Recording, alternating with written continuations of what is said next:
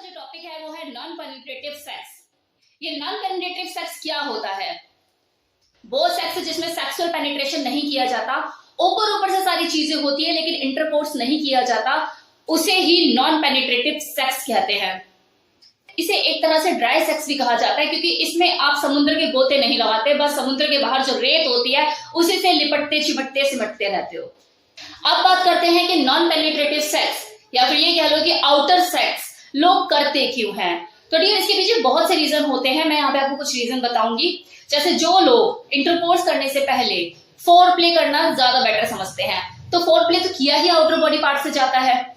जितना ज्यादा आप आउटर सेक्स करोगे उतना ही ज्यादा आपका इंटरकोर्स अच्छा होगा और आपको उसमें मजा ज्यादा आएगा।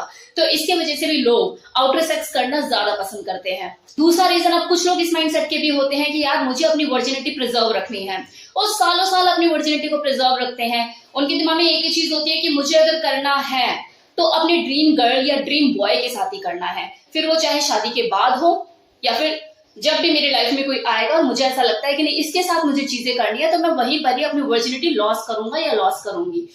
तो ऐसे लोग भी आउटर सेक्स को ज्यादा इंपॉर्टेंस देते हैं। नॉन पेनिट्रेटिव सेक्स को करके ही वो अपने आप को संतुष्ट करते हैं। कुछ लोग ऐसे भी होते हैं जिन्हें अगर पार्टनर अपना मनचाहा मिल भी जाता है तब भी वो अपने आप को बाउंड करते हैं कि नहीं, भले ही हमें हमारा मनचाहा साथी मिल गया लेकिन इसके साथ भी अगर मुझे करना है तो शादी के बाद ही करना है। लेकिन वो क्या है ना कि बेचैनी और हलचल तो मची होती है ना, जो वो एक दूसरे को देखते हैं सामने। तो ऐसे में ये लोग भी आउटर कोर्स को ज्यादा प्रेफरेंस देते हैं। मतलब वही कि ऊपर से सारी चीजें करेंगे लेकिन इंसर्ट शादी के बाद। और इसी तरह से कुछ फीमेल जो कि मिसकैरेज की शिकार ज्यादा हो चुकी होती हैं, उनको एक मन में डर बन जाता है कि यार दोबारा से इंटरकोर्स करेगा मेरा हस्बैंड और दोबारा प्रेग्नेंट हो जाऊंगी मैं। तो ये जो डर होता है ना उन्हें अंदर ही अंदर खाता रहता है, और वो फीमेल ज्यादातर आउटर कोर्स को ही प्रेफरेंस देती है कि चलो मैं तुम्हें ऑरल कर दूंगी, चलो तुम्हें तो डिस्चार्ज करना है मैं ऐसे कर दूंगी, मैं वैसे कर दूंगी, लेकिन इंटरकोर्स नहीं करेंगे। और वैसे भी अगर आप किसी को ड्राई सेक्स अगर तबीयत से कर दो तो पेनिट्रेशन की जरूरत ही नहीं होती, सामने वाला वैसे ही डिस्चार्ज हो जाता है। वो लोग जो कि गे होते हैं वो भी नॉन पेनिट्रेटिव सेक्स करते हैं। अब उनके पास तो क्या है ना कि रीजन भी नहीं होता, वो फ्रंट से तो ये चीजें कर ही नहीं सकते, पेनिट्रेशन कर ही नहीं सकते, तो वो एनल पेनिट्रेशन को ज्यादा प्रेफरेंस देते हैं। और एनल पेनिट्रेशन एक तरह से देखा जाए तो आउटर सेक्स ही होता है क्योंकि ये कंप्लीट इंटरकोर्स नहीं है जो फ्रंट से होता है। अब वो फीमेल जिनकी डिलीवरी होती है उन्हें वैसे भी परहेज करना होता है कुछ टाइम तक, और डिलीवरी होने से कुछ टाइम पहले ही चीजों को मना कर दिया जाता है करने से। तो उस दौरान दोनों husband and wife non penetrative sex को ही एंजॉय करते हैं, बाहर से चीजें करते हैं, अंदर डिस्चार्ज नहीं करते। तो नॉन पेनिट्रेटिव सेक्स को लोग अपनी सहूलियत के हिसाब से चूज करते हैं कि कब करना है और कब नहीं करना है। यहाँ पे मैंने आपको कुछ एग्जांपल दिए। अब बात कर लेते हैं इस आउटर सेक्स में किस किस तरह के एक्ट इन्वॉल्व होते हैं। तो इसमें सबसे पहले तो फ्रोटेज ये ज्यादा होता है। फ्रोटेज का मतलब होता है रगड़ना या रब करना।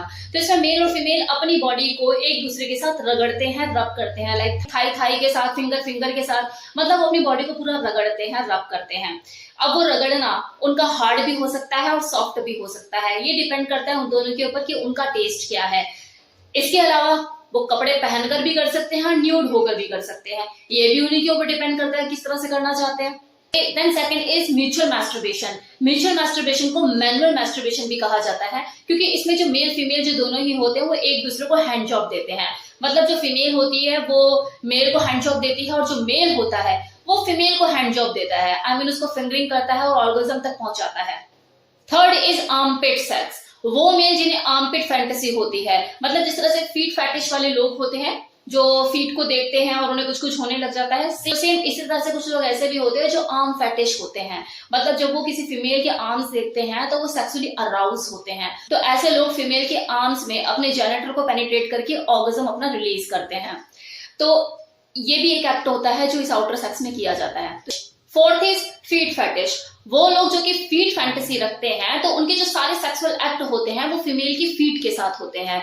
मतलब वो अपने जेनिटल को वही रब करेंगे, वही रगड़ेंगे और वहीं पे ही डिस्चार्ज करेंगे। तो इस तरह के लोग जो कि इस तरह की फैटिश फैंटेसी रखते हो, लाइक जो आर्मपिट फैंटेसी रखते हो या फीट फैंटेसी रखते हो या हेयर फैंटेसी रखते हो, वो उसी पर्टिकुलर चीज के साथ को रगड़ेंगे, रब करेंगे और स्टिमुलेट होंगे, सेक्सुअली अराउज होंगे और वहीं अपना ऑर्गेज्म रिलीज कर देंगे।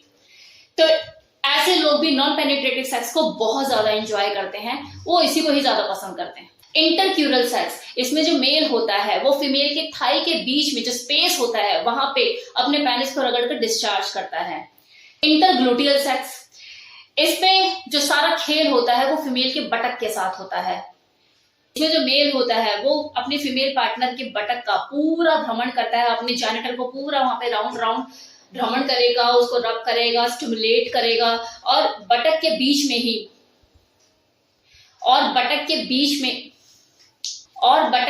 ही अपने पेनिस को रगड़ेगा और वहीं डिस्चार्ज करेगा। लेकिन हाँ, इतना जरूर ध्यान रखा जाता है इसमें कि कहीं एनल पेनिट्रेशन ना हो जाए।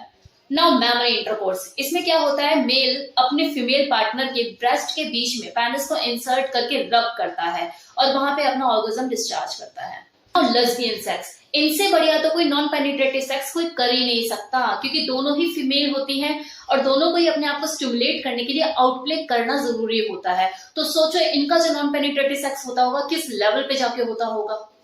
तो ये लोग आउटर सेक्स को बहुत ज्यादा एंजॉय करते हैं, मतलब हम सोच भी नहीं सकते जिस तरह से ये आउटर सेक्स करके सामने वाले को पागल कर देते हैं।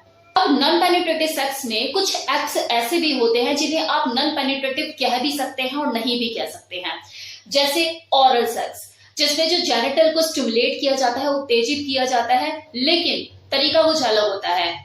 इसमें जेनिटल को मुंह में लिया जाता है, सक किया जाता है, टंग प्ले किया जाता है, सारे काम इसमें टंग से होते हैं। ये बात चाहे मेल की और फीमेल की, सेम चीज फीमेल के साथ भी की जाती है। फीमेल के क्लिट से जो मेल होता है वो टंग प्ले करता है। ओरल सेक्स जो है ना, ये इस तरह की आर्ट है ना, इस तरह की कलाकारी की अगर आपने तरीके से किसी के साथ खेल दिया ना, तो ये समझ लो कि उसको पेनिट्रेट करने की जरूरत ही नहीं पड़ेगी, वो वैसे ही इतना संतुष्ट हो जाएगा, उसका ऑर्गेज्म वैसे ही डिस्चार्ज हो जाएगा। क्योंकि बात ओरल सेक्स की हो रही है तो मुझे एक चीज याद आ रही है कि कितनी ही बार मुझे क्वेश्चन किया गया है कमेंट सेक्शन में कि मैम क्या अपने पार्टनर का सीमेन पिया जा सकता है, कोई दिक्कत तो नहीं है। तो इसका जवाब मैं यही दे देती हूँ कि अगर आपको अपने पार्टनर की मेडिकल हिस्ट्री पता है, उसे कोई इन्फेक्शन नहीं है, वो एकदम मेडिकली फिट है, इस चीज से भी भली बात श्योर है कि आपका जो पार्टनर है वो किसी और के साथ फिजिकली इन्वॉल्व नहीं है, आपके साथ ही इन्वॉल्व है, तो ऐसे में आप सीमेन इंटेक का रिस्क ले सकते हैं। लेकिन फिर भी मैं यही कहूंगी कि यार ना ही करो तो ज्यादा बेटर है, prevention is better than cure. और एक चीज और, अगर आप ओरल सेक्स करते हैं तो डेंटल डैम का यूज करना ना भूलें, ये आपको सेक्सुअल ट्रांसमिटेड इन्फेक्शन इन सब चीजों से बचाएगा। BDSM, ये तो है ही ऐसा एक्ट जिसमें जो पेनिट्रेशन होता है वो 100 में से 5% मात्र ही होता है। मतलब इसमें जो दो लोगों के प्लेजर को अचीव करने का जो तरीका होता है, सुख या खुशी को हासिल करने का जो तरीका होता है, वो एकदम अलग होता है। एकदम प्योर नॉन पेनिट्रेटिव सेक्स होता है, एकदम शुद्ध। इसमें जो दो लोग होते हैं वो एक दूसरे के साथ इंटरकोर्स करते ही नहीं है, बिना इंटरकोर्स किए उस प्लेजर को हासिल करते हैं जो दो लोग इंटरकोर्स करके महसूस करते हैं। तो मेरी तरफ से इस वीडियो में इतना ही। होप्स आपको वीडियो पसंद आया हो।